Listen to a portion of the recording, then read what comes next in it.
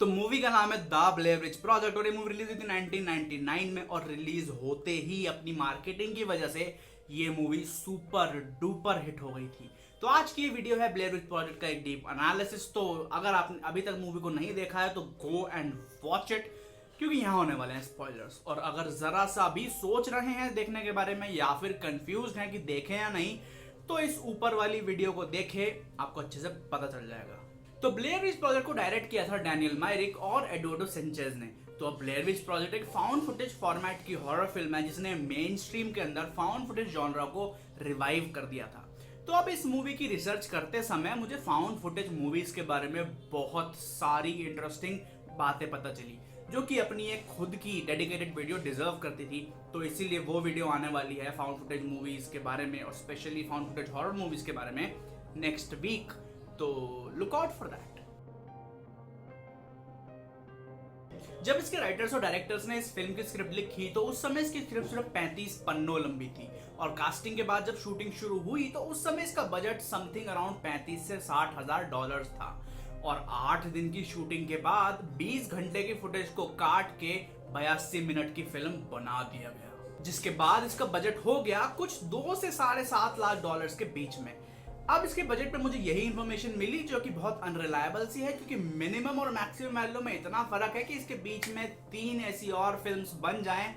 तो इसीलिए मुझे लगता है कि इसका बजट समथिंग अराउंड 5 से 7.5 लाख डॉलर्स के बीच में होगा, जो कि कुछ सोर्सेज भी कंफर्म करते हैं। शुरुआत में फिल्म सनडांस फिल्म फेस्टिवल में स्क्रीन हुई, जो कि इसके मेकर्स और एक्टर्स के लिए एक बहुत बड़ी अचीवमेंट थी और उन्हें लगा कि इसके आगे मूवी नहीं बढ़ेगी। लेकिन जब ये मूवी वहां पे स्क्रीन हुई तो इसे बहुत ज्यादा बेहतरीन रिस्पांस मिला, जिसके बाद आर्टिजन फिल्म एंटरटेनमेंट ने इसके डिस्ट्रीब्यूशन राइट्स खरीद लिए 1.1 मिलियन डॉलर्स में। सनडांस में जब ये मूवी स्क्रीन हो रही थी तो वहां के प्रमोशनल पोस्टर्स के अंदर एक्टर्स को गुजरा हुआ या फिर मिसिंग बताया गया। और जब ये मूवी फ्लोरिडा फिल्म फेस्टिवल में स्क्रीन हुई तो वहां पे ऑडियंस मेंबर्स को एक्टर्स के मिसिंग पोस्टर्स भी बांटे गए। इस मूवी की मार्केटिंग के लिए एक वेबसाइट खोली गई जिसके अंदर इस मूवी को पूरी तरह असली बताया गया, एक असली फाउंड की हुई फुटेज बताया गया। और साथ ही में ये भी लिखा गया वहां पे कि 3 स्टूडेंट फिल्म मेकर जंगल में गए डॉक्यूमेंट्री बनाने और कभी लौटे ही नहीं। वेबसाइट पे हैदर की डायरी एंट्रीज और साथ ही में फिल्म कैंस की भी और उनकी जो लावारिस गाड़ी है उसकी भी फोटोज डाली गई। और अनफॉर्चुनेटली ये वेबसाइट अब अवेलेबल नहीं है देखने के लिए और इसका जो डोमेन है वो भी बिकने के लिए मार्केट पे आ चुका है। मैंने पर्सनली जब ये मूवी देखी थी उसके बाद मैंने वेबसाइट देखी थी, क्योंकि रिसेंटली ये वेबसाइट अवेलेबल थी और मैंने स्क्रिप्ट में भी लिख लिया था कि ये अवेलेबल थी। लेकिन जब मैंने स्क्रिप्ट लिखने के बाद चेक किया थोड़े से स्क्रीनशॉट्स लेने के लिए तो मुझे पता चला कि अब एक्चुअली में ये वेबसाइट अवेलेबल नहीं है। एंड आई रिग्रेट कि मैंने आज तक उस वेबसाइट को खोल के देखा था लेकिन कभी पूरी चीज पढ़ी नहीं थी। And I wanted to do that, so अब ना ही वो आप देख सकते हैं ना ही मैं वो देख सकता हूँ। थोड़ी बहुत फोटोज इंटरनेट पे मिल जाएंगी लेकिन वेबसाइट अब अवेलेबल नहीं है। अब इस वेबसाइट के बनने के बाद इंटरनेट पे डिबेट शुरू हो गए कि ये जो भी है सच है या फिक्शनल है। और याद दिला दूं तो मैं लेट 90s की बात कर रहा हूँ। उस जमाने में इंटरनेट आया था और उस जमाने का इंटरनेट वैसा कुछ भी नहीं है जैसा आज हम इंटरनेट को जानते हैं। इसके बाद मूवी का एक ट्रेलर भी लीक हो गया एंटिट कूल न्यूज नाम की वेबसाइट पे, जो भी पॉप कल्चर से रिलेटेड न्यूज वगैरह देती थी। साथ ही में मूवी का एक ऑफिशियल ट्रेलर भी रिलीज किया गया और साथ ही में मूवी को 40 यूएस कॉलेज में स्क्रीन किया गया ताकि वर्ड ऑफ माउथ और ज्यादा बढ़ सके। उसके बाद मूवी को मिला एक लिमिटेड रिलीज जिसके अंदर उसने कमाई करी 1.5 मिलियन डॉलर्स की। और फिर उसे मिला एक नेशन वाइड रिलीज जहां पे उसने यूएसए में कमाए 148 मिलियन डॉलर्स और कनाडा में कमाए 100 मिलियन डॉलर्स। और मूवी ने टोटल कमाई करी अराउंड 250 मिलियन डॉलर्स की, उसके बजट से 4000 गुना ज्यादा। और इन्हीं सब कारणों से ये मूवी बन गई 1999 की 10वीं हाईएस्ट ग्रोसिंग फिल्म। और हॉरर मूवीज के बॉक्स ऑफिस के मामले में ये मूवी बिल्कुल नीचे थी सिक्स्थ सेंस से, और ये 10वें नंबर पे आना बॉक्स ऑफिस के मामले में कोई छोटी बात नहीं है। क्योंकि अगर बता दूं तो 1999 वो साल था जिस साल में Star Wars episode 1, the Matrix, Austin Powers 2, Disney की the Tarzan, Toy Story 2, the Mummy, ऐसी भयंकर आइकॉनिक फिल्म्स रिलीज हुई थी जिन्होंने बॉक्स ऑफिस पे राज करके रखा था, और फिर भी ये मूवी 10वें नंबर पे आई हाईएस्ट ग्रोसिंग के मामले में, और इसी वजह से ये मूवी बन जाती है one of the most profitable indie film of all time, और साथ ही में बन जाती है 37th highest grossing horror film of all times. Movie नहीं देखी ना तुमने? जाओ देखो, फिर आना यहाँ पे यार। सच में ये एक बहुत बेहतरीन मूवी है। It is a fucking masterpiece, और अगर आपने ये मूवी अभी तक नहीं देखी तो this is the right time to leave the video, क्योंकि अब होने वाले हैं स्पॉयलर्स, और अभी तक की सिर्फ information. Go and watch the movie अगर आपको चाहिए एक हॉरर बढ़िया वाला एक्सपीरियंस। और अगर जरा सा भी मूवी देखने के बारे में सोच रहे हो तो इस ऊपर वाली वीडियो पे अभी जाओ, मेरा बेसिक एनालिसिस या फिर कह सकते हैं हाउस एट मूवी का एपिसोड देखो इस मूवी का। चाहे 2x स्पीड पे देख लो, लेकिन देख लो मूवी देखने से पहले, क्योंकि अगर इस वीडियो को देखे बिना मूवी देखने गए तो फायदा नहीं होने वाला, क्योंकि there is a high chance, there is a very high probability and possibility कि आप मूवी देख के डिसअपॉइंट हो जाओ। You need to know some चीजें, और वो चीजें जानने के लिए go and watch this video. चाहे स्किप करके देखो, चाहे 2x स्पीड पे देखो, बस देख लो and then watch the movie. Please देख लो, उसके बाद यहां आना, तभी इस वीडियो का असली मजा आएगा।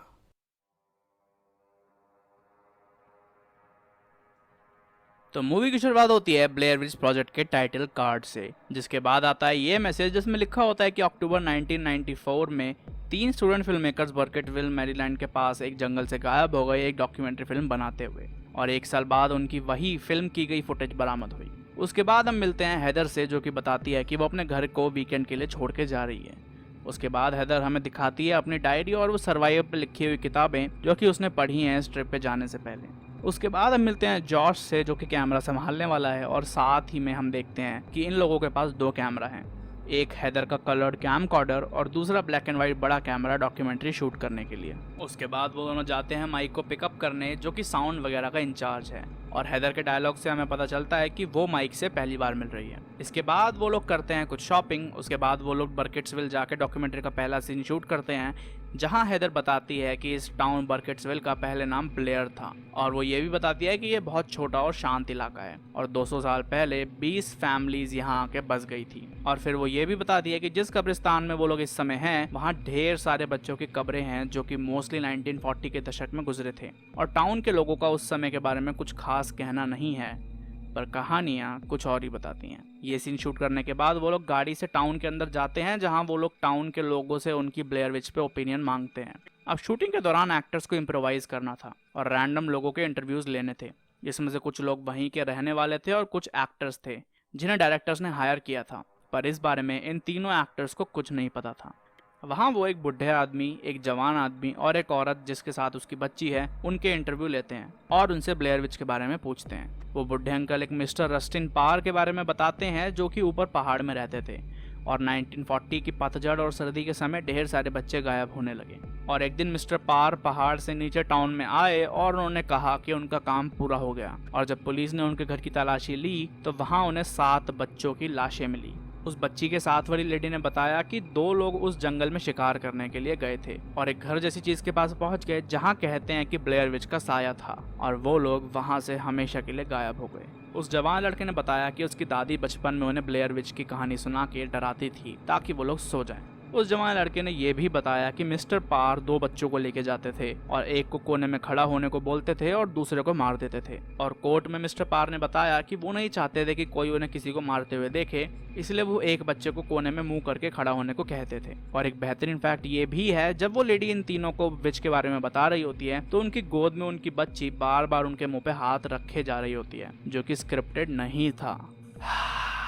ये सब शूट करने के बाद वो तीनों किसी मिसेस मैरी ब्राउन के घर चले जाते हैं, जिनके बारे में उन्हें उन बुढ़े अंकल ने बताया था कि वो एक बावली औरत हैं। वहां जाके वो लोग मिसेस मैरी ब्राउन से ब्लेयर विच के बारे में पूछते हैं और वो बताती हैं कि बचपन में वो और उनके पिता टैपीज क्रीक पे गए थे फिशिंग करने, और जब वो अपना फिशिंग पोल वहां डाल के लेटी हुई थी तभी उन्हें अपने आसपास कुछ महसूस हुआ, और जब उन्होंने देखा तो वो ब्लेयर विच थी जो कि उन्हें घूरे जा रही थी, और उसके हाथ बालों से भरे हुए थे, और साथ ही में उसने एक ऊनी शॉल ओढ़ रखी थी। और जब उसने वो शॉल हटाई तो मिसेस मैरी ब्राउन ने देखा कि उसका पूरा शरीर बालों से भरा हुआ है। मिसेस मैरी ब्राउन का इंटरव्यू शूट करने के बाद वो लोग गाड़ी में जाते हुए डिस्कस कर रहे थे कि कैसे मिसेस मैरी ब्राउन बावली औरत हैं, क्योंकि उन्होंने उन तीनों को बताया कि वो एक बैलरीना है और एक हिस्टोरियन भी, और साथ ही में एक साइंटिस्ट भी जो कि डिपार्टमेंट ऑफ एनर्जी में रिसर्च कर रही हैं। उसके बाद वो लोग अपने होटल रूम में जाके सेलिब्रेट करते हैं क्योंकि उनका पहला दिन शूट का बहुत अच्छे से हुआ, और उसके बाद वो लोग सो जाते हैं क्योंकि अगले दिन उन्हें उस जंगल में जाना था जिसके लिए उन्हें ढेर सारी हाइकिंग करनी पड़ेगी। अब अगले दिन वो लोग गाड़ी लेके निकलते हैं और उन्हें जंगल में दो लोग फिशिंग करते हुए मिलते हैं जो उन्हें एक लड़की के बारे में बताते हैं जो कि लेट 1800s में जंगल में गई और खो गई,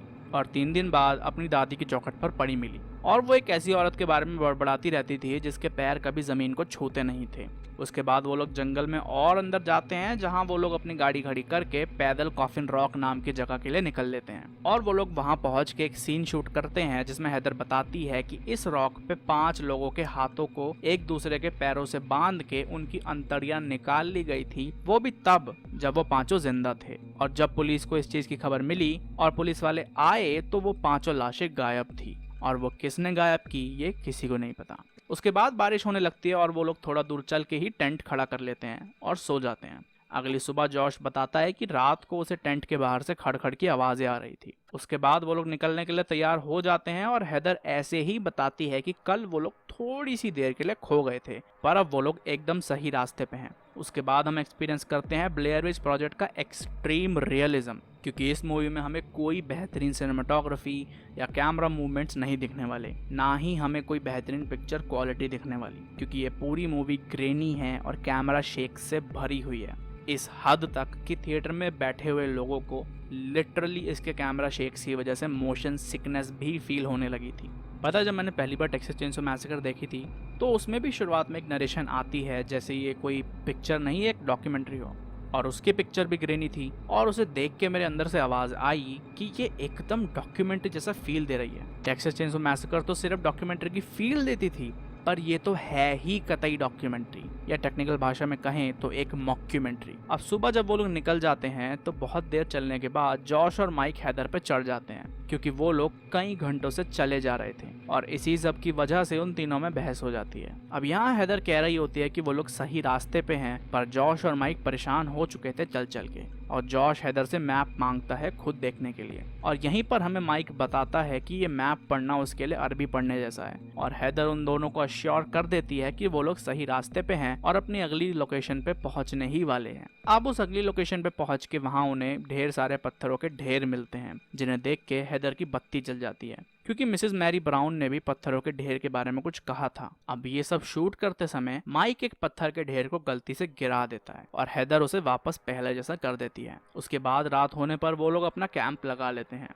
और रात को सोते समय उन लोगों को फिर से बाहर से आवाजें आने लगती हैं। अब अगली सुबह फिर से बारिश होने लगती है और वो लोग अपना सामान बांध के गाड़ी की तरफ निकल लेते हैं, और माइक पूछता है कि उसे ये रास्ता बिल्कुल भी वैसा नहीं लग रहा जिससे वो लोग आए थे। तो हैदर बताती है कि हाँ, वो अब एक डायरेक्ट छोटे रास्ते से जा रहे हैं और गाड़ी तक पहुंचने में उन्हें बस 2 घंटे लगेंगे। अब ये दूसरे रास्ते की बात सुन के जॉश और माइक फिर से सड़ जाते हैं और पूछने लगते हैं कि वो लोग दूसरे रास्ते से क्यों जा रहे हैं। तो हैदर बताती है कि उन 2 लोकेशंस तक जाने का वो सबसे डायरेक्ट रास्ता था, अब यहाँ से गाड़ी तक जाने का ये सबसे डायरेक्ट रास्ता है। और फिर से थोड़ी दूर चल के जॉश और माइक फिर से चिढ़ने लगते हैं और कहने लगते हैं कि वो लोग खो चुके हैं और हैदर को रास्ता नहीं पता है नॉल। अब थोड़ी देर बाद हैदर कहती है कि उन्हें कैंप कर लेना चाहिए। तो माइक फिर से कहने लगता है क्यों कैंप क्यों करना अगर हम सही रास्ते पे हैं तो हैदर बताती है कि अंधेरा होने वाला है और गाड़ी अभी दूर है, इसलिए उन्हें कैंप कर लेना चाहिए। उसके बाद जॉश हैदर से मैप मांगता है और तभी माइक बावला के चिल्लाने लगता है।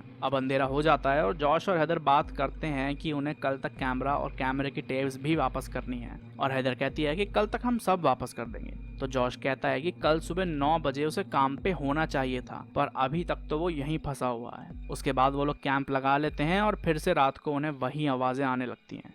हैदर कैमरा लेके बाहर जाती भी है पर उन्हें कुछ नहीं दिखता, पर आवाजें बंद नहीं होती और वो एक इंसान जैसी आवाजें थी। अब अगली सुबह वो लोग उठते हैं और उन्हें अपने टेंट के इर्द गिर्द वैसे ही 3 पत्थरों के ढेर मिलते हैं और उन्हें पक्का यकीन था कि जब उन्होंने टेंट लगाया था तब वो पत्थर के ढेर वहां नहीं थे। अब आगे चल के हेदर जॉश और माइक से पूछती है कि उन्होंने मैप लिया है क्या, क्योंकि उसकी जेब में जहां उसने मैप रखा था अब वहां नहीं है। जॉश और माइक कहते हैं कि उन्होंने मैप नहीं लिया और हेदर कहती है कि उसके पास से मैप गायब है। अब इसके बाद थोड़ा दूर चल के जॉश कहता है कि आज तो कैमरा और कैमरे की टेप वापस नहीं पहुंचने वाली, तो अब उसके बारे में कोई कुछ नहीं कहेगा। और फिर वो लोग बात करते हैं कि ये जगह इतनी बड़ी नहीं है और वो लोग अगर चलते रहें तो बाहर निकल ही जाएंगे। साथ ही में जॉश कहता है कि आज उसे वापस पहुंचना था और जब वो वापस नहीं पहुंचेगा तो उसकी गर्लफ्रेंड और बाकी सब लोग ये बात जरूर नोटिस करेंगे, तो हो सकता है कोई उन्हें ढूंढते हुए आ जाए। अब आगे चलते हुए उन्हें एक छोटा सा तालाब पार करना होता है, जिसे पार करते हुए हेदर के जूते गीले हो जाते हैं और जॉश और माइक उस बात पे लोट लोट के हंसते हैं। और इसी बबलाई हुई हंसी हंसते हुए माइक बताता है कि कल उसने मैप को लिया और फेंक दिया था क्योंकि वो मैप किसी काम का नहीं था। उसके बाद जब हेदर और जॉश उससे पूछते हैं कि वो मजाक तो नहीं कर रहा, तो और वो बताता है कि नहीं, वो मजाक नहीं कर रहा और उसने सच में उस फालतू मैप को फेंक दिया था, तो जॉश और हेदर उस पर बहुत ज़ोर से चिल्लाने लगते हैं। अब इसके बाद जब उन सब का गुस्सा शांत हो जाता है तो हेदर माइक से कंपास ले लेती है और वो सब साउथ की तरफ चलने का प्लान बनाते हैं। उसके बाद थोड़ी देर चल के माइक और जॉश साउथ की तरफ चलने से मना कर देते हैं और थोड़ी देर चलने के बाद उन लोगों को जंगल में ढेर सारी लकड़ी से बनी गुड़ियाएं लटकी हुई मिलती हैं, जिसे फिल्म करने के बाद वो सब बवला जाते हैं क्योंकि वो सब भूखे थे, प्यासे थे और थके हुए थे और ये इतनी सारी गुड़ियाएं लटकी हुई देख के वो सब डरे भी हुए थे। अब अंधेरा होने लगता है और वो लोग कैंप लगा लेते हैं और डिसाइड करते हैं कि आज रात वो लोग आग नहीं जलाएंगे, क्योंकि अभी तक हर रात उन्होंने आग जलाई और उन्हें वो आवाज़ें आईं और वो लोग ऐसा ही करते हैं। अब रात को उन्हें फिर से आवाज़ें आने लगती हैं और वो भी छोटे बच्चों की, और फिर उनका टेंट ज़ोर ज़ोर से हिलने लगता है और वो लोग टेंट से निकल के बाहर भाग जाते हैं और हेदर कुछ देख के ज़ोर ज़ोर से चिल्लाने लगती है। अब यहाँ पे एक्चुअली में ब्लेयर विच दिखने वाली थी, पर कैमरामैन कैमरा को ब्लेयर विच की तरफ घुमाना ही भूल गया और ये सीन उन्होंने रीशूट किया ही नहीं। अब वो तीनों बची हुई रात बाहर ही बिताते हैं और सुबह होने पर जब टेंट की तरफ वापस जाते हैं तो देखते हैं कि उनका टेंट टूटा हुआ है और साथ ही में जॉश के सामान पे स्लाइम जैसा कुछ लगा होता है। उसके बाद वो सब सामान बांध के दोबारा चल देते हैं। अब थोड़ी देर चलने के बाद जॉश साइड होकर बैठ जाता है क्योंकि उसका दिमाग खराब हो चुका था। उसके बाद वो तीनों बात कर रहे होते हैं कि उनमें से कोई भी एक और रात के लिए कैंप नहीं करना चाहता, क्योंकि जो कोई भी रात को आवाजें करता है वो आज रात भी करेगा। अब ये सुन के हेदर कहती है कि ये हो नहीं सकता, ये अमेरिका है एंड ऑल। और उसके बाद जॉश अमेरिका का गाना गाने लग जाता है और माइक भी उसे ज्वाइन कर लेता है। इस सब के बाद वो लोग वापस एक जगह पहुंच जाते हैं जहां से वो एक बार गुजर चुके थे और ये देख के वो तीनों पागल हो जाते हैं। उसके बाद उन तीनों में साउथ की तरफ चलने को लेकर बहस होने लगती है, क्योंकि इतनी देर तक साउथ की तरफ चलने से उन्हें उस जगह पर जहां से वो ऑलरेडी गुजर चुके हैं वहां नहीं पहुंचना चाहिए था। उसके बाद इन तीनों में फिर से लड़ाई होती है क्योंकि हेदर सब कुछ फिल्म किए जा रही थी जबकि जॉश और माइक उसे मना किए जा रहे थे। अब जॉश हेदर का कैमरा उसकी शक्ल में घुसा के उसे मॉक करने लगता है और हेदर कहती है कि ये फिल्मिंग ही वो आखिरी चीज है जो उसके पास अब बची है। अब इसके बाद वो लोग कैंप कर लेते हैं और डिसाइड करते हैं कि वो लोग एक एक करके नजर रखेंगे। अब अगली सुबह जब वो लोग उठते हैं तो हेदर और माइक को जॉश नहीं मिलता। वो लोग उसे आवाजें लगाते हैं और ढूंढने की कोशिश करते हैं पर उन्हें वो नहीं मिलता और हेदर और माइक रोने लगते हैं और जॉश का इंतजार भी करते हैं और रात को उन्हें जॉश के चिल्लाने की आवाजें भी आती हैं और हेदर और माइक जॉश को आवाजें लगाते हैं पर कोई जवाब नहीं आता, सिर्फ जॉश की चीखें आ रही होती हैं और वो लोग सोच रहे होते हैं कि शायद ये आवाज़ें वो चीज़ या वो लोग निकाल रहे हैं जो कि रात को आवाज़ें करते हैं। अब अगली सुबह हेदर को टेंट के बाहर लकड़ियों का एक गुच्छा मिलता है। हेदर जब उस गुच्छे को खोलती है तो उसमें उसे जॉश की शर्ट के कपड़े का एक टुकड़ा मिलता है जिसमें कुछ खून और कुछ दांत लिपटे हुए होते हैं। अब ये सब देख के हेदर मेंटली और पागल हो जाती है। इस सब के बाद हेदर और माइक सामान बांध के ईस्ट की तरफ चल देते हैं और रात होने पे कैंप लगा लेते हैं। अब टेंट के अंदर रात को हेदर एक वीडियो रिकॉर्ड करती है जिसमें वो जॉश और माइक की मम्मियों से माफ़ी मांगती है और हर चीज़ के लिए अपने आप को दोषी ठहराती है और साथ ही में ये भी बताती है कि वो कितनी डरी हुई है और उसे लगता है कि वो लोग यहाँ मरने वाले हैं। इसके बाद उन लोगों को फिर से जॉश के चिल्लाने की आवाज़ आती है जिसमें वो मदद मांग रहा होता है और अब वो दोनों बाहर जाते हैं उस आवाज़ के सोर्स को ढूंढने और इसी दौरान उन्हें वहाँ एक मकान मिलता है। माइक जॉश को ढूंढते हुए अंदर जाता है पर हेदर मना करती है, पर माइक नहीं मानता और हेदर को भी अंदर जाना पड़ता है। वो एक टूटा फूटा मकान था और तभी उन दोनों को घर के ऊपर वाले फ्लोर से जॉश के चिल्लाने की आवाज़ आती है और माइक उसे ढूंढते हुए ऊपर चला जाता है और ऊपर जाके माइक नीचे भाग जाता है, ये कह के कि उसे जॉश की आवाज़ नीचे से आ रही है और हेदर उसके पीछे पीछे चल रही होती है। माइक आवाज़ के पीछे भाग रहा होता है और हेदर उसको रुकने को कहती है पर वो नहीं मानता और नीचे बेसमेंट सी जगह में चला जाता है और हेदर भी उसके पीछे पीछे उस बेसमेंट में आ जाती है और देखती है कि माइक कोने में मुंह करके खड़ा होता है और बहुत ज़ोर ज़ोर से चिल्लाने लगती है और उसका कैमरा उसके हाथ से गिर जाता है और मूवी खत्म।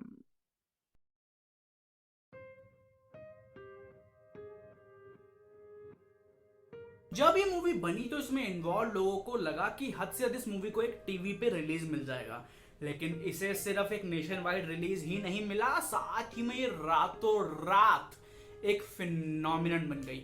इस मूवी ने अपने बजट से 4000 गुना ज्यादा पैसा भी कमाया और साथ ही में फाउंड फुटेज जॉनरा में एक पायनियर भी बन गई। अब अभी तो ये मूवी एक कल्ट क्लासिक मूवी है और हॉरर मूवीज के मामले में एक मस्ट वॉच है, लेकिन उस जमाने में जब मूवी रिलीज हुई थी और आज भी ये one of the most polarising movie ever है। एक तरफ लोग हैं मेरे जैसे जो कहते हैं कि ये one of the most scariest best movie ever है और दूसरी तरफ कुछ लोग कहते हैं कि ये boring overrated unscary piece of shit है और इसका इकलौता कारण है एक्सपेक्टेशंस। क्योंकि उस जमाने में और शायद आज भी अगर किसी ने इसको एक असली मिली हुई फुटेज मान के देखा, उन्हें ये भयंकर स्कैरी और बेहतरीन लगी। दूसरी तरफ वो लोग जिन्हें ये ओरिजिनल मतलब ऑथेंटिक मिली हुई फुटेज नहीं लगी, उन्होंने इसे फिल्म मान के ही देखा, जैसे कि मैं, उनमें से कुछ लोगों को ये स्कैरी लगी, उन्होंने एंजॉय करा, उन्होंने इसको अप्रिशिएट करा। और तीसरे वो लोग जिन्होंने इसके बारे में लंबे लंबे तारीफों के पुल सुने इसके और उन्हें लगा कि भाई ये बहुत बढ़िया फिल्म होगी, उनकी एक्सपेक्टेशंस हाई हो गई, वो बहुत ज्यादा एंथुसियास्टिक हो गए इस मूवी को देखने के लिए। फिर उन्होंने इस मूवी को देखा तो इन्हें वो मूवी पसंद नहीं आई, क्योंकि एक्चुअली में इस मूवी में कुछ होता ही तो नहीं है। And that is the real merit of the film कि इसमें कुछ होता ही नहीं है, वही इस मूवी की पहचान है, वही उसी वजह से ये मूवी इतनी अच्छी है। लेकिन जिन लोगों ने इसकी तारीफों के पुल सुने होंगे उनकी एक्सपेक्टेशन बढ़ जाती है मूवी से और वो ये मूवी जो है एक्सपेक्टेशंस पूरी नहीं कर पाती, इसीलिए कुछ लोगों को ये मूवी बहुत बेकार लगती है। जैसा कि मैंने इस मूवी के हाउस एट मूवी के एपिसोड में कह सकते हैं बेसिक एनालिसिस में बताया था कि इस मूवी की शूटिंग सीन बाय सीन नहीं हुई, इसकी पूरी एक्टिंग और डायलॉग सारे इम्प्रोवाइज्ड हैं। और जब इस मूवी की कास्टिंग कॉल गई तो उसमें साफ लिखा हुआ था कि इम्प्रोवाइज्ड फीचर फिल्म है, इम्प्रोवाइज्ड एक्टिंग करनी पड़ेगी, कैंपिंग करनी पड़ेगी और सब कुछ बहुत ज्यादा अनकंफर्टेबल फील होने वाला है। तो अगर इन चीजों के लिए आप तैयार हो मेंटली, ये सारी चीजें झेल सकते हो, कैंपिंग कर सकते हो, अनकंफर्टेबल कंडीशन में शूट कर सकते हो, इम्प्रोवाइज्ड एक्टिंग कर सकते हो, तो ही इस मूवी का ऑडिशन देना। अब अगर इस मूवी की फिल्मिंग की बात करें तो फिल्मिंग में टोटल 8 दिन लगे थे और डायरेक्टर्स ने एक्टर्स को जंगल में जाके छोड़ दिया था और उन्हें कुछ नहीं बताया था। उन्हें डेली फिल्म कैंस के अंदर क्लूज मिलते थे जिसके अंदर लिखा होता था कि भाई उन्हें किस तरीके से एक्टिंग करनी है, उनके कैरेक्टर को क्या करना है, कैसे बिहेव करना है, कैसे एक्ट करना है एंड ऑल, उन्हें कहाँ कहाँ जाना है, कहाँ उन्हें खाना मिलेगा एंड ऑल दैट शिट। और साथ ही में एक्टर्स ये सारे क्लूज आपस में भी शेयर नहीं कर सकते थे। तो इसीलिए अगर कोई एक्टर किसी अलग तरीके से एक्टिंग कर रहा है, स्ट्रेंज तरीके से, क्योंकि उसके क्लू में लिखा हुआ है, तो सामने वाले एक्टर को उसी हिसाब से इम्प्रोवाइज करना पड़ता था। अब हाँ, एक्टर्स के पास वॉकी टॉकीज थे जिससे वो डायरेक्टर्स को कॉन्टैक्ट कर सकते थे, लेकिन मेजॉरिटी काम एक्टर्स को खुद ही करना पड़ता था। और जो भी रात को टेंट के बाहर से आवाज आने वाले सीन्स हैं वो भी सब इसी तरीके से शूट करे गए थे। एक्टर्स पूरे दिन काम करके, चल के, इतना सारा शूट करके, इम्प्रोवाइज करके, एक्टिंग करके सोने लेटते थे और डायरेक्टर्स रात को आवाजें करने, टेंट हिलानी शुरू कर देते थे और एक्टर्स को उठ के उस सारी चीज को शूट करना होता था, साथ में अपनी इम्प्रोवाइज्ड एक्टिंग भी करनी होती थी। याद है मैंने बताया था कि इसके अंदर एक सीन था विच वाला, जिसके अंदर कैमरामैन कैमरे को घुमाना ही भूल गया था। उसमें एक्चुअली वहां पे एक मूवी के आर्ट डायरेक्टर खड़े थे सफेद कपड़े पहन के विच जैसे, और उसकी तरफ कैमरा घुमाना था, वो विच दिखती, लेकिन कैमरामैन भूल गया, वो फिर सीन कभी शूट हुआ ही नहीं। और मेरे हिसाब से ये बहुत अच्छा हुआ, क्योंकि अगर विच दिख जाती तो ये एक अलग डायरेक्शन में मूवी चली जाती और विच के ना दिखने से जो मिस्टीरियसनेस पैदा हुई उसने मूवी को और भी ज्यादा डरावना बना दिया। अब इस मूवी के अंदर सारे एक्टर्स ने अपने खुद के असली नाम ही यूज किए हैं मूवी के अंदर, और बता दूं तो ओरिजिनली फिक्शनल नाम यूज होने वाले थे, लेकिन क्योंकि सारी एक्टिंग और डायलॉग्स इम्प्रोवाइज्ड थे इसीलिए फिक्शनल नाम की जगह ओरिजिनल नामों को ही यूज कर लिया गया। और वो इस वजह से क्योंकि अगर मान लो कि भाई इम्प्रोवाइज डायलॉग्स चल रहे हैं, इम्प्रोवाइज एक्टिंग चल रही है, और किसी एक्टर ने गलती से वो फिक्शनल नाम की जगह ओरिजिनल नाम बोल दिया तो सारी चीज़ें दोबारा रीशूट करनी पड़ती, फिल्मिंग लंबी होती, ऊपर से वो लोग फिल्म पे शूट कर रहे थे, डिजिटल कैमरा थे नहीं तो और ज़्यादा दिक्कत होती, तो इसलिए ओरिजिनल नामों को ही यूज़ कर लिया। और जो हेदर डोनाह्यू की एक्ट्रेस हैं जिन्होंने हेदर डोनाह्यू का कैरेक्टर प्ले किया, वो इस डिसीजन को बहुत ज़्यादा रिग्रेट करती हैं, क्योंकि मार्केटिंग के अंदर उनका नाम, उनका पूरा नाम हेदर डोनाह्यू हर पोस्टर में हर जगह यूज़ हुआ था, जिसकी वजह से उन्हें फ्यूचर में काम मिलने में बहुत दिक्कत आई। देखो मूवी तो सुपर डुपर हिट हो गई थी, लेकिन ओरिजिनली आर्टिजन फिल्म्स इसकी ओरिजिनल एंडिंग को चेंज करवाना चाहते थे, क्योंकि जो टेस्ट ऑडियंस थी उन्हें ओरिजिनल एंडिंग थोड़ी सी कंफ्यूजिंग लगी थी, और इसलिए डायरेक्टर्स ने उसी स्पॉट पे जाके 4 अलग ऑल्टरनेटिव एंडिंग्स भी शूट कर दी थी, जिसके अंदर से एक के अंदर माइक कोने की जगह सामने फेस करके खड़ा होता है, एक के अंदर माइक कोने में फेस करके खड़ा होता है लेकिन साथ ही में छत से वो लकड़ी वाले डॉल्स लटक रही होती हैं, एक एंडिंग के अंदर माइक ने फांसी लगा ली होती है, एक एंडिंग के अंदर माइक हवा में लटक रहा होता है, और ये चारों एंडिंग्स बहुत इंटरेस्टिंग है, चारों का लिंक है डिस्क्रिप्शन में, चेकआउट जरूर करना। लेकिन जब सनडांस फिल्म फेस्टिवल में मूवी को बहुत बढ़िया रिस्पॉन्स मिला तो आर्टिजन फिल्म्स ने ओरिजिनल एंडिंग के साथ ही इसके डिस्ट्रीब्यूशन राइट्स खरीद लिए। अब एक बहुत क्रेजी फैक्ट ये है कि ओरिजिनली में ब्लेयर विच प्रोजेक्ट एक मॉक्यूमेंट्री होने वाली थी, जिसके अंदर जो ये जितने भी फुटेज हैं इन लोगों की वो तो होती, लेकिन सिर्फ 10-15 मिनट के लिए, और बाकी पूरी फिल्म के अंदर इनके घर वालों के इंटरव्यूज, पुलिस वालों के इंटरव्यूज, लोकल टाउन वालों के इंटरव्यूज होते, और जितना भी ब्लेयर विच से रिलेटेड लोर है वो सारा होता, और इन सब की जंगल में शूट करी गई फुटेज सिर्फ 10-20 मिनट से ज़्यादा नहीं होती। लेकिन उसके बाद डायरेक्टर्स ने इनकी फुटेज थोड़ी सी बढ़ाई, आधे घंटे की कर दी, और फिर थोड़ी और बढ़ाई, और फिर उन्हें रियलाइज हुआ कि ये पूरी फुटेज से एक खुद की अपनी एक मूवी बन सकती है, तो उन्होंने वो सारे इंटरव्यूज वगैरह हटा दिए और सिर्फ वो जंगल वाली फुटेज को यूज करके मूवी बना डाली। अब वो सारे इंटरव्यूज के लिंक हैं डिस्क्रिप्शन में, जाके जरूर देखना, दैट इज वेरी इंटरेस्टिंग। अब ब्लेयर विच प्रोजेक्ट की सक्सेस को हम ओवरनाइट सक्सेस बहुत प्यार से बोल सकते हैं, और वो भी खासकर एक्टर्स के लिए, क्योंकि एक्टर्स ने सिर्फ 8 दिन काम किया और एक रात तक उन्हें कोई नहीं जानता था, और अगली रात से पूरा यूएसए और कनाडा उनके बारे में बात कर रहा था, उन्हें भयंकर मीडिया कवरेज मिल रहा था, रिपोर्टर्स उनके इंटरव्यूज ले रहे थे, कैमरामैन और पापाराजी उनका पीछा कर रहे थे, और इतना सारा फेम और इतनी सारी मीडिया कवरेज ही आगे जाके उनके गले का फंदा बन गया। एक तो इस वजह से क्योंकि जब मूवी सुपर डुपर हिट हो गई तो पैसे के मामले में, पैसे के नाम पे उन्हें स्टूडियो ने सिर्फ एक फ्रूट बास्केट भेजी, और जो है उनसे एक बहुत सौतेले जैसा व्यवहार किया स्टूडियो वालों ने, और स्टूडियो के हिसाब से उन्होंने काम किया, उन्हें उस काम के पैसे मिल गए, और वो स्टूडियो उन एक्टर से और कुछ भी लेना देना नहीं रखना चाहता था।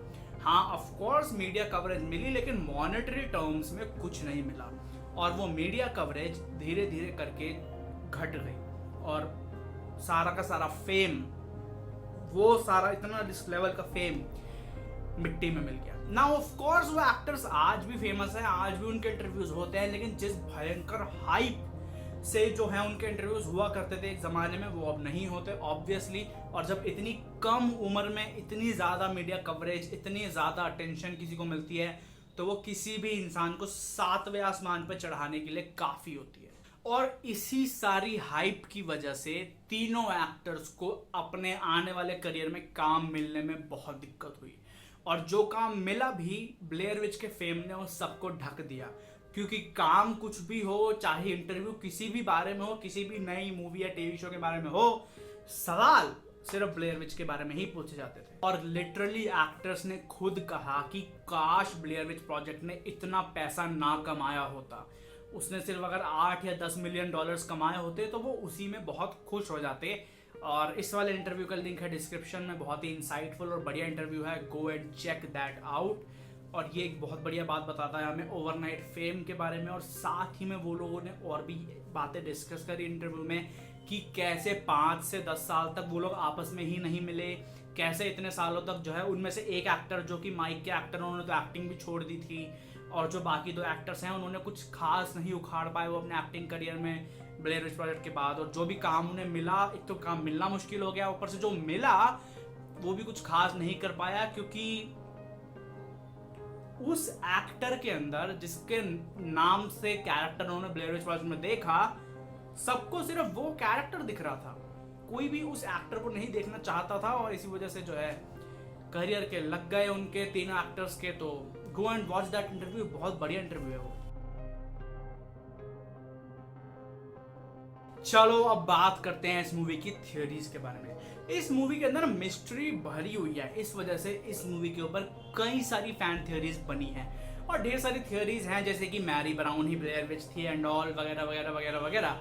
लेकिन ऐसी थियोरीज से ज्यादा एक थियोरी है जिसने मेरे पे बहुत इम्पैक्ट डाला, और जिस थियोरी को जानने के बाद मैं ब्लेयर विच को पहले की तरह कभी भी एंजॉय नहीं कर पाया, पहले की तरह कभी भी देख नहीं पाया। And I am warning you कि ये थियोरी जानने के बाद आप ब्लेयर विच को वैसे नहीं देख पाओगे जैसे आपको देखना चाहिए। तो अगर अभी भी आपने मूवी नहीं देखी तो अभी भी जाके आप देख सकते हो, क्योंकि मूवी की स्टोरी जान के भी कुछ ज़्यादा फर्क नहीं पड़ेगा, आप अभी भी देख सकते हो, अभी भी एंजॉय कर सकते हो मूवी को। तो गो एंड वॉच इट, क्योंकि इस थियोरी को सुनने के बाद वो समय नहीं बचेगा मूवी को देखने का, और कभी भी जीवन में मूवी को उस तरीके से नहीं देख पाओगे। तो गो एंड वॉच द मूवी, अभी भी समय है, थियोरी के बाद नहीं बचेगा। तो थियोरी ये है कि एक्चुअली में जंगल में कोई ब्लेयर विच थी ही नहीं, और जॉश और माइक हैदर का मर्डर करने वाले थे, मतलब कर दिया उन्होंने। हाँ, ये है थियोरी। तो मैं जानता हूँ थ्योरी बहुत क्रेजी है, और थ्योरी से रिलेटेड ढेर सारे फैक्ट्स और एविडेंसेस हैं हमारे पास। और हाँ, ये थ्योरी भी मेरा ओरिजिनल आइडिया नहीं है, ये इसके रिलेटेड जो भी सोर्सेज हैं वो है नीचे लिंक्ड डिस्क्रिप्शन में, जाके जरूर देखना। और अगर थ्योरी के एविडेंसेस की बात करें तो पहली बात तो थ्योरी एग्जैक्टली ये है कि भाई ब्लेयर विच थी नहीं, और ये सारी करतूतें जो हैं जॉश और माइक की थी ताकि वो हैदर का मर्डर कर सके। अब अगर हम थोड़े से एविडेंसेस के लिए जाएं वेबसाइट पे ब्लेयर विच की, तो उस वेबसाइट के ऊपर एक डायरी एंट्रीज थी हैदर की, जिसके अंदर कुछ लाइनों से आर्ग्यूएबली हम ये डिटरमाइन कर सकते हैं कि एक्चुअली में कभी किसी जमाने में जॉश और हैदर दोनों रिलेशनशिप में हुआ करते हो सकते हैं, और ये एक मोटिव हो सकता है हैदर के मर्डर के लिए। माइक से हैदर कभी मिली ही नहीं थी, पहली बार मिली थी, तो माइक जॉश का दोस्त था, यानी कि दोनों बढ़िया जुगलबंदी में बढ़िया अपने दोस्ताने थे। तो हो सकता है कि दोनों मिलके जो है जॉश को लगाओ मुझे मर्डर करना है लौंडिया का, आजा माइक, तो बस माइक आ गया हो और इनका प्लान हो।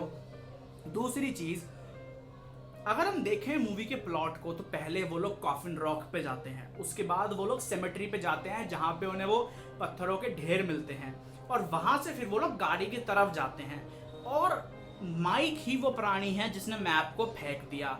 दूसरा, फिर उसके बाद वो लोग डिसाइड करते हैं कि वो लोग साउथ की तरफ जाएंगे, जो कि लॉजिकल है, क्योंकि अगर तुम कहीं पे खो गए हो तो तुम अपनी डेस्टिनेशन की डायरेक्शन में जाके अपनी डेस्टिनेशन पे पहुंच सकते हो बिना मैप के भी। तो इसलिए वो लोग साउथ की तरफ जाने का डिसाइड करते हैं, और वो बड़ा लॉजिकल और गुड है, क्योंकि हैदर ने जो किताबें भी पढ़ी थी सर्वाइवल से रिलेटेड, ये सर्वाइवल टेक्निक्स में से एक है। और माइक और जॉर्ज दोनों साउथ की तरफ जाने में बहुत आनाकानी करते रहते हैं। दूसरी चीज, जो कंपास है वो था किसके पास? माइक के पास। और माइक के पास और क्या था? साउंड इक्विपमेंट्स, जिसमें क्या होती है? मैग्नेट्स। और कंपास किस प्रिंसिपल पे काम करता है? मैग्नेटिज्म। तो कौन है जो कि कंपास के साथ छेड़छाड़ कर सकता है? माइक। और साथ ही में जब एंड की तरफ माइक घर के अंदर भाग जाता है, ऊपर जा रहा होता है, नीचे जा रहा होता है, तो ये माइक के कैरेक्टर में बिल्कुल भी नहीं है, क्योंकि मूवी की शुरुआत में माइक ने बताया था कि अगर बाहर कोई जानवर है या कोई इंसान है, वो उनमें से किसी से भी कोई भी पंगा नहीं लेना चाहता। और एंड में वो खुद ही हैदर को छोड़ छोड़ के भाग रहा था, जोर जोर से चिल्ला रहा था, मैं ऊपर जा रहा हूँ, मैं नीचे जा रहा हूँ, ताकि वो शायद जैसे कि वो किसी तीसरे इंसान को बता रहा हो जो कि वहाँ पे हो, जो कि शायद जॉश हो सकता है। और साथ ही में एंड के अंदर हम देखते हैं कि जो माइक है वो कोने में मुंह करके खड़ा हो जाता है।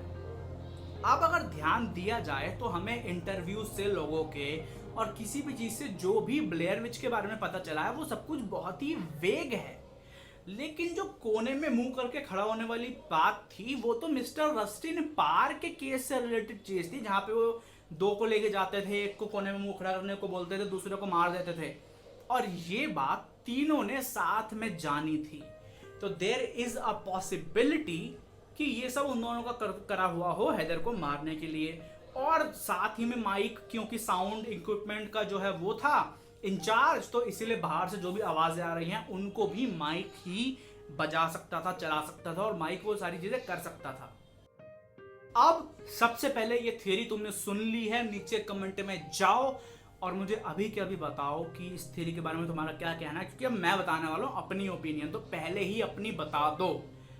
Now let me tell you, मैं पर्सनली इस थियरी में बिलीव नहीं करता। ऑफ कोर्स जब मैंने पहली बार ये थियरी सुनी थी तो मेरी परसेप्शन पूरी चेंज हो गई थी, और अब जब भी मैं ये मूवी देखता हूं तो मैं कभी भी ऐसा फील नहीं कर पाता, अंदर से आवाज नहीं आती मेरे दिल में से, मेरे जिगर में से, मेरे कलेजे में से कि जो है शायद यहाँ पे एक विच है। जब पहली बार मैंने मूवी देखी थी तब वो आवाज आ रही थी, थियरी सुनने के बाद नहीं आ रही थी। लेकिन मैं नहीं मानता कि भाई जॉश और जो माइक हैं वो हैदर का मर्डर करने के लिए सारी हरकतें कर रहे थे, क्योंकि ऑब्वियसली जो टेंट हिल रहा था वो कौन हिला रहा था? स्पीकर से टेंट तो हिला नहीं होगा। ऊपर से वो ये 1990s की बात हो रही है, उस टाइम पे मतलब मेरे हिसाब से तो ये सब कुछ पॉसिबल नहीं है। दूसरी चीज जो है, मुझे ऐसा लगता है कि एक तो वो पॉसिबल ही नहीं है कि भाई टेंट ऐसे हिल रहा हो और वो माइक और जॉर्ज मिलके कर रहे हो। दूसरी चीज, अगर इन्हें मारना ही था हैदर को तो ये जंगल में जाके किसी भी समय मार सकते थे। इतने दिन के लिए इन्होंने अपनी क्यों मराई भाई जंगल में? इतना अगर उन्हें मारना था, जिस टाइम हैदर रिकॉर्ड ना कर रही हो उस टाइम लो, मारो, खत्म करो। वो घर में ले जाना, तकरीबन 4-5 दिनों तक वहां जंगल में भूखे प्यासे रहना, मतलब क्यों? क्या लॉजिक है इस बात का? तो आई बिलीव कि ये जो भी मर्डर वाला फियास्को है ये तो मेरे हिसाब से एक पॉसिबिलिटी नहीं है, and I don't believe in it. Of course इस थियरी ने मेरे दिमाग पे जरूर एक जो है इम्पैक्ट डाला था, और आई मतलब थोड़ा सा मेरे अंदर एक ऐसा हिस्सा है जो कि विच की होने की पॉसिबिलिटी को थोड़ा सा कम मानता है अब। बट यही थी थियरी, और इस थियरी के बारे में आपके क्या विचारात हैं, और मेरे विचारों के बारे में, इस थियरी के बारे में जो भी हैं उनके बारे में क्या विचार हैं, जरूर कमेंट में बताना। I am looking forward to read all of them.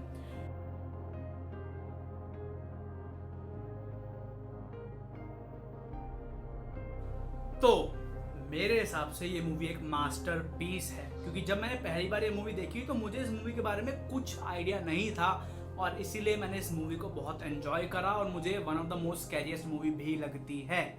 और शायद मुझे कुछ नहीं पता था इसके बारे में, इसलिए मैंने इतना बेहतरीन तरीके से इस मूवी को एंजॉय करा। और जब मैंने पहली बार इस मूवी को देखा तो आई फेल्ट लाइक कि मैं कितने दिनों से इस मूवी को देख रहा हूँ, क्योंकि ये मूवी स्लो है, ये आपको थका देती है, एग्जॉस्टिंग मूवी है ये। ऐसा लगता है कितने दिनों से चले ही जा रही है मूवी, चले ही जा रही है और चले जा रही है, और यही है इस मूवी के मेन मेरिट्स। मूवी का आपको थका देना, वो आइसोलेशन की फीलिंग करवाना, वो भूख, वो प्यास, वो अकेलापन और वो डर, यही है उस मूवी के सारे मेरिट्स। वो मूवी की मिस्टीरियस एंडिंग, वो हेल्पलेसनेस, वो अननोइंगनेस, वो रेस्टलेसनेस, यही वो चीज़ें हैं जो ये मूवी फील करवाती है कैरेक्टर्स को भी और ऑडियंस को भी, और इसीलिए ये मूवी इतना बेहतरीन एक्सपीरियंस दे पाती है। तो बस ब्लेयर विच प्रोजेक्ट रिलीज हुई थी 1999 में। इस मूवी के 2 और सीक्वल्स भी आ चुके हैं, साथ ही में इस मूवी की कई सारी पैरोडीज हैं, एक आध पोर्नोग्राफिक पैरोडीज भी है जैसे कि द इरोटिक विच प्रोजेक्ट।